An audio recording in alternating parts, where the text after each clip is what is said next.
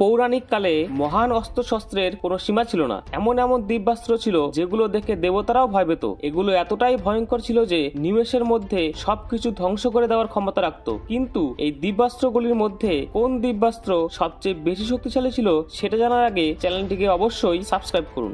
বজ্র, এটা দেবরাজ ইন্দ্রের প্রচন্ড শক্তিশালী অস্ত্র। যখন এই অস্ত্রের প্রয়োগ করা হয় তখন লক্ষ লক্ষ প্রাণী নিমেষের মধ্যেই ভস্ম হয়ে যায়। এই অস্ত্রের প্রয়োগের দ্বারা ইন্দ্র অসংখ্য অসুরের বধ করেছিলেন। একবার তো দেবরাজ ইন্দ্র হনুমানের ওপর এই অস্ত্রের প্রয়োগ করেছিলেন। কিন্তু আপনারা কি জানেন কিভাবে এই শক্তিশালী অস্ত্রের নির্মাণ হয়েছিল? একবার বৃত্রাসুর নামক অসুর দেবলোকের ওপর আক্রমণ করেছিল। দেবতারা বৃত্রাসুরের ওপর তাদের সমস্ত অস্ত্র প্রয়োগ করেছিলেন, কিন্তু কোনো দিব্যাস্ত্র দিয়েই বৃত্রাসুরকে দমন করা যাচ্ছিল না। এই অবস্থায় দেবতারা ত্রিদেবের কাছে চলে যান। তখন ত্রিদেবরা দেবতাদের বলেছিলেন যে সংসারে এমন কোনো অস্ত্র নেই যেটা দিয়ে বৃত্রাসুরের বধ হতে পারে, কিন্তু পৃথিবীতে এক মহান ঋষি আছেন যার নাম দধিচি। শুধুমাত্র ওর অস্থি দ্বারা নির্মিত অস্ত্র দিয়েই বৃত্রাসুরকে বধ করা সম্ভব। এটা শুনে ইন্দ্র ঋষি দধিচির কাছে তার অস্থির দান চাইলেন। ঋষি দধিচি সৃষ্টির কল্যাণের জন্য নিজের প্রাণ ত্যাগ করে দিলেন। আর তখন বিশ্বকর্মা ঋষি দধিচির অস্থি দিয়েই ইন্দ্রের জন্য শক্তিশালী বজ্রাস্ত্রের নির্মাণ করেন। এরপর ইন্দ্র এই বজ্রাস্ত্র দিয়েই শক্তিশালী বৃত্রাসুরের বধ করেছিলেন। ব্রহ্মাস্ত্র, ভগবান ব্রহ্মার সবচেয়ে বিনাশক অস্ত্রের মধ্যে একটি হলো ব্রহ্মাস্ত্র। পৌরাণিক কালে যখন অসুররা দেবতাদের পরাজিত করে স্বর্গের ওপর আধিপত্য বিস্তার করেছিল, তখন ধর্মের রক্ষার জন্য ভগবান ব্রহ্মা এই অস্ত্রের নির্মাণ করেছিলেন। ব্রহ্মাস্ত্র এমন একটি অস্ত্র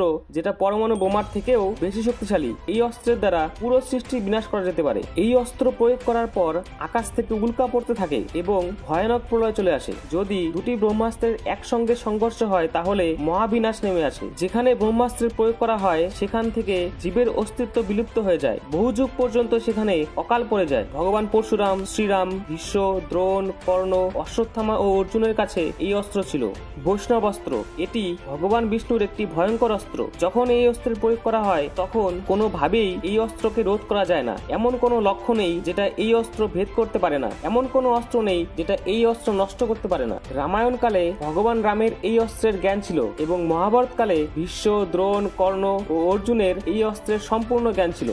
নারায়ণ অস্ত্র, নারায়ণ অস্ত্র ভগবান বিষ্ণুর একটি মহাশক্তিশালী অস্ত্র। যখন এই অস্ত্রের প্রয়োগ করা হয় তখন এই অস্ত্র মহাবিনাশ নিয়ে আসে। যদি কেউ এই অস্ত্রের বিরোধ করে তখন এই অস্ত্রের শক্তি আরো বেড়ে যায় এবং আরো শক্তিশালী হয়ে শত্রুদের উপর আঘাত হানে। যতক্ষণ সমস্ত শত্রুর বিনাশ না হয় ততক্ষণ এই অস্ত্র শান্ত হয় না। আত্মসমর্পণই নারায়ণ অস্ত্র থেকে বাঁচার একমাত্র উপায়। কুরুক্ষেত্রের যুদ্ধে যখন পাণ্ডবরা গুরু দ্রোণাচার্যকে ছল করে বধ করেছিলেন, তখন ওনার পুত্র অশ্বত্থামা পাণ্ডবদের উপর নারায়ণ অস্ত্রের প্রয়োগ করেছিল। এই অস্ত্র পাণ্ডবদের এক অক্ষৌহিনী সেনার বিধ্বংস করে দিয়েছিল। পাণ্ডবরা যত এই অস্ত্রের বিরোধ করছিল তত এই অস্ত্র আরো বেশি শক্তিশালী হয়ে উঠেছিল। তখন ভগবান শ্রীকৃষ্ণ পাণ্ডবদের বলেছিলেন যে নিজেদের অস্ত্র ত্যাগ করে আত্মসমর্পণ করে দিতে, না হলে এই অস্ত্র সম্পূর্ণ পাণ্ডব সেনার বিধ্বংস করে দেবে। এরপর পাণ্ডবরা নিজেদের অস্ত্র ত্যাগ করে নারায়ণ অস্ত্রের সামনে আত্মসমর্পণ করে, আর তখন নারায়ণ অস্ত্রের প্রকোপও শান্ত হয়ে যায়। পাশুপতাস্ত্র, পাশুপতাস্ত্র দেবের দেব মহাদেবের একটি বিধ্বংসী অস্ত্র।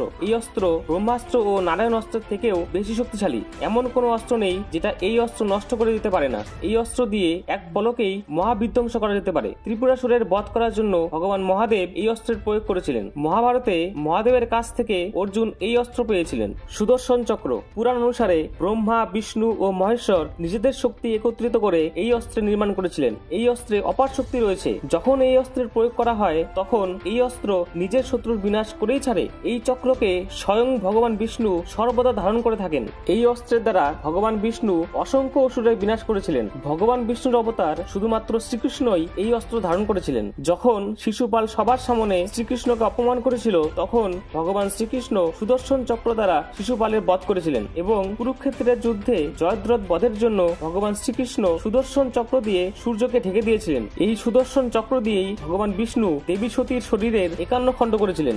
ত্রিশূল, মহাদেবের ত্রিশূলকে সমস্ত অস্ত্রের মধ্যে শক্তিশালী অস্ত্র বলা হয়েছে। ত্রিশূলের 3 শূল ভূত, বর্তমান ও ভবিষ্যতের প্রতীক। আবার এই 3 শূল সৃষ্টি, স্থিতি ও প্রলয়কেও বোঝায়। এই অস্ত্র পর্বতকে ধ্বংস করে দিতে পারে, জলাশয়কে শুকিয়ে দিতে পারে। এই অস্ত্রের প্রয়োগ করে সম্পূর্ণ সৃষ্টির বিনাশ করা যেতে পারে। মানা হয় যে সৃষ্টির শুরু থেকেই মহাদেবের কাছে এই ত্রিশূল ছিল। এর উৎপত্তির কোনো গাথা শিবপুরাণে পাওয়া যায় না। ভগবান মহাদেব এই অস্ত্র দিয়েই গণেশের মাথা ধর থেকে আলাদা করে দিয়েছিলেন এবং এর সঙ্গে ভগবান ব্রহ্মারও অহংকার চূর্ণ করে ওনার পঞ্চম মস্তকের বিনাশ করে দিয়েছিলেন।